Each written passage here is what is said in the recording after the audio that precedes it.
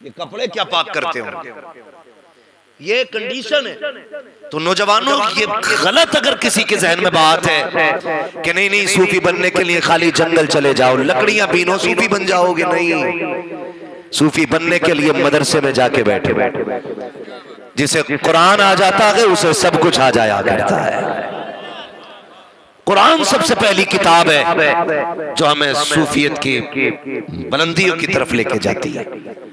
तो इल्म सबसे ज्यादा जरूरी है। सरकारे गौसे पाक माँ के शिकम से 16-17 पारों के हाफिज पैदा हो रहे, और माँ भी माँ थी, आम माँ नहीं।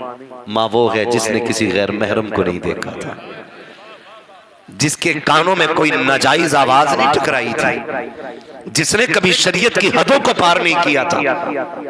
माँ कौन है? जिसकी जबान पे कभी हराम का लुकमा तो बड़ी बात है, हराम का एक दाना तक नहीं गया, जिसने कभी गीबत नहीं की थी, जिसने कभी चुगली नहीं की थी, जिसकी जबान चलती थी तो जिक्र इलाही में चला करती थी। वो माँ है सरकारे गौसे पाक की, इतनी अजमतों वाली माँ। जब तशरीफ लाए, माँ ने बिस्मिल्लाह खानी का इरादा किया ना, चलो बेटे की बिस्मिल्लाह खानी कराई जाए, उस्ताद के पास लेके गई। आज बिस्मिल्लाह खानी की तो रस्म ही खत्म हो गई ना, होती नहीं बिस्मिल्लाह खानी। अब तो बर्थडे ज्यादा धूमधाम से हो रहा है, बिस्मिल्लाह खानी का पता ही नहीं रहा।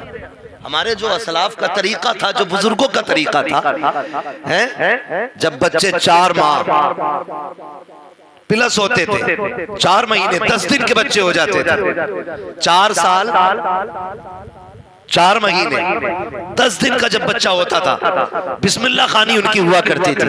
आज होती नहीं है, आज पता ही नहीं। आज तो बच्चे का कायदा उठाया, नाक साफ करनी आती है तो ठीक, नहीं आती है तो मदरसे चले जाओ, हाफिज जी कर देंगे। मदरसे भेज दिया, नाक लेकर के आया, बताओ इन बच्चों की नाक साफ की जाए कि इन बच्चों को पढ़ाया जाए। इसके बरक्स जब पढ़ाने की स्कूल में, मैं तालीम का मुखालिफ नहीं हूं, लेकिन मैं आपको ये समझाना चाहता हूं, अल्लाह करे हर शख्स पढ़ना चाहिए, हर शख्स पढ़ना चाहिए। जो कौम पढ़ती नहीं है ना, तो या तो वो चोर होती है, या जुआरी होती है, या शराबी होती है, और या फिर उस कौम में लुटेरे झूठे पैदा होते हैं। ये ना पढ़ने का सबसे बड़ा नुकसान है।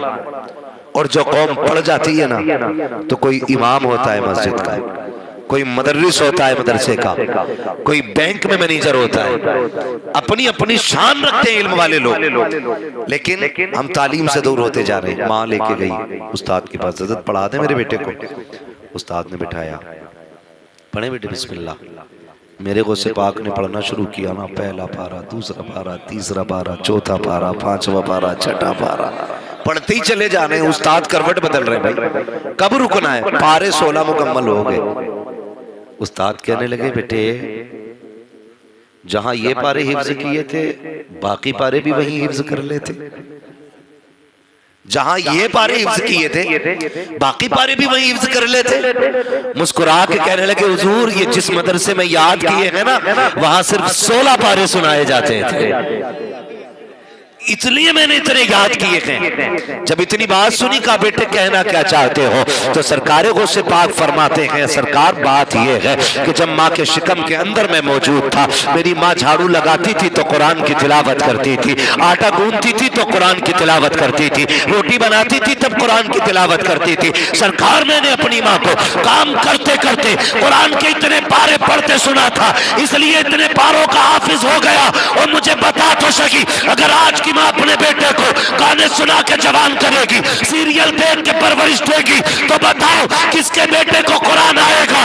अगर चाहते हो तुम्हारे बेटे को दीन आए, इनकी माओ से कुरान पढ़वाया करो। पैदा होने के बाद बच्चे कुरान पढ़ना शुरू कर देंगे।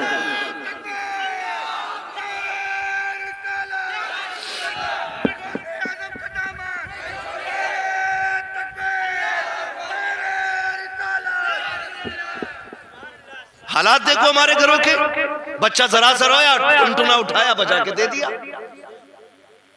कोई माँ बच्चे को गोद लेने तैयार नहीं, रोता रहता है। मोबाइल से छुपा तो ठीक, वरना रोते रहो। हम तो एक बात कहते हैं, शुक्र है अल्लाह का, हमने हम उस नस्ल में से हैं जिस नस्ल को माँ की गोद भी नसीब हुई है, माँ की लोरियां भी नसीब हुई है। हाँ, हमें माओ ने गोद में भी लिया और लोरियां भी दी। आज लोरी तो बड़ी बात है, गोद नसीब नहीं बच्चों को। गोद बच्चों का हक है, गोद बच्चों का हक है। मुनव्वर राना ने कहा था, बुलंदियों का बड़े से बड़ा निशान छुआ, उठाया गोद में माँ ने तब आसमान छुआ। अगर आज तुमने इन्हें गोद में उठाना छोड़ दिया ना, कल बुढ़ापे में ये तुम्हारे बच्चे तुम्हें सीना लगाना छोड़ देंगे। आज इनको तुम्हारी जरूरत है, आज इनको तुम्हारी जरूरत है। अगर ये रोते तो इन्हें गोद में उठाओ। लेकिन गलती कर रहे हैं हम लोग। कहते मौलाना औलाद बिगड़ गई है, बेटा जूता लेके खड़ा हो जाता है, जब देखो माँ बाप पे हाथ उठा देता है। मेरे बहन मेरे भाई जरा हालात तो देखो, कहीं हमारे अम्मी ने परवरिश में कमी तो नहीं की है, हमने तो कोई गलती नहीं की है इनकी परवरिश में। गौर से देखो, कभी अंदाजा लगाओ, अपनी जिंदगी के बारे में सोचो। जो बच्चे माँ बाप के सामने जूता लेके खड़े हो जाते हैं, मुझे बताओ तो सही, आज के बच्चे जो खड़े होकर पेशाब करते हैं, जिन्हें कुरान की एक आयत नहीं आती है, उनके माँ बाप शिकायत क्यों कर रहे हैं कि हमारे बच्चे को कुरान नहीं आ रहा है, हमारे बच्चे को पढ़ना नहीं आ रहा है, हमारे बच्चे के पास तालीम नहीं है, हमारे बच्चों के पास इल्म नहीं है। तुम जरा गौर तो करो प्यारे, तुमने बचपन से परवरिश कैसे की थी, आखिर क्या कमी रह गई है। हम तो ये जानते हैं, खुदा की कसम, अगर आज बच्चा रोए, माँ उसे गोद में ले, गाने ना सुनाए, मोबाइल ना दे, उसे सीने से लगाए और ये लोरी दे, मैं सो जाऊं या मुस्तफा कहते कहते, खुले ऑक्शन ने अल्लाह कहते कहते, खुदा की कसम आज भी गोद तुम्हारी होगी, आने वाला खालिद इब्ने वलीद आ जाए। सुभान अल्लाह। नारे तकबीर, नारे रिसालत, उलमाए अहले सुन्नत, फैजाने गौसे आज़म, नारे रिसालत। मैं गुजारिश करूंगा माँ बहनों से, अपने बच्चों को गोद में रखा करो, इन्हें अपनी जबान की लोरियां दिया करो। ये बात तो बड़ी मशहूर है ना, कहा जाता माँ का दूध पियाए तो सामने आ, ये बोला जाता, माँ का दूध पिया तो आ सामने। आज तक किसी ने नहीं कहा डब्बे का पिया तो सामने आ, हाँ हिरन का दूध पियाए तो सामने आ, किसी ने आज तक नहीं कहा। सिर्फ माँ के दूध को क्यों कहा जाता है? इसलिए कि बच्चे के लिए सबसे ज्यादा ताकत अल्लाह ने माँ के दूध में रखी है, ये याद रखिए, सबसे ज्यादा ताकत माँ के दूध में रखी है बच्चे के लिए। इसलिए ये बात कही जाती है, माँ का दूध और माँ की गोद बच्चे के लिए सबसे ज्यादा अहम होती है। ये दोनों चीजें सबसे ज्यादा अहम होती हैं। वो बच्चे जिनकी परवरिश माँ ने गोद में लेके की हो, और वो बच्चे जो माँ की गोद से पैदा होने के बाद महरूम हो गए हों, उन दोनों बच्चों को खड़ा करके देखना, तहजीब में भी जमीन व आसमान का फर्क होगा और उनकी तरबियत में भी जमीन व आसमान का फर्क होगा। माँ की गोद बड़ी चीज होती है। तो गौसे पाक ने माँ के शिकम के अंदर रह करके ना कुरान के बारे हिफ्ज़ किए, माँ के शिकम के अंदर रह करके। आज तो बेटा 8 साल का होता, अम्मी कहती है भी क्या बच्चा है, 9 साल का हो गया बच्चा है, 13 साल का हो गया, फिर भी कह रही है बच्चा ही तो है, बच्चा ही तो है, बड़ा होगा सुधर जाएगा, बड़ा होगा सवर जाएगा। नहीं भाई, बच्चे 13 साल बाद नहीं सवरा करते, बच्चे माँ के शिकम से सवरना शुरू होते हैं। ये सबसे ज्यादा जरूरी है। बच्चे